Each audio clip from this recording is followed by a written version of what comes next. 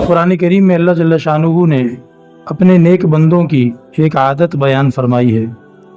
कानू कलीलम मिनल लैली मा यहजऊन व बिल असहारी हुम यस्तगफिरून, कि वो बंदे रात को अल्लाह जल्ल शानुहु की इबादत में मसरूफ़ रहने की वजह से नींद और आराम कम करते हैं। कम, थोड़ा आराम करना और लेटना और नींद करना ये कम होता है, और रात में अल्लाह जल्ल शानुहु की इबादत ज़्यादा करते हैं।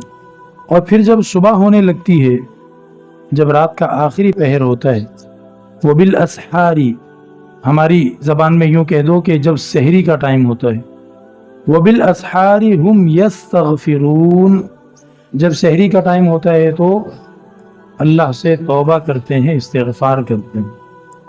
तो रिवायात में आता है कि बीबी साहिबा ने नबी पाक अलैहिस्सलाम से पूछा कि ये सारी रात इबादत करते हैं तो उसके बाद फिर इस्तिग़फ़ार करते हैं, क्या मतलब?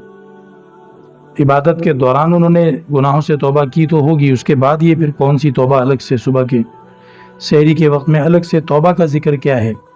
तो नबी पाक अलैहिस्सलाम ने समझाया कि ये जो सहरी के वक्त तौबा इस्तिग़फ़ार करते हैं, ये उसी रात वाली इबादत के बारे में इस्तिग़फ़ार करते हैं। क्यों?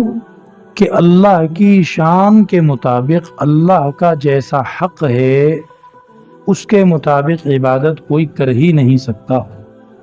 आपने देखा होगा कि अगर कोई बंदा कुछ बड़े लोगों की दावत कर दे तो अपना पूरा जोर लगाता है, अच्छी से अच्छी बैठने की तरतीब, अच्छे से अच्छे खानों का निज़ाम, खिदमत का अच्छे से अच्छा निज़ाम बनाने की पूरी कोशिश करता है।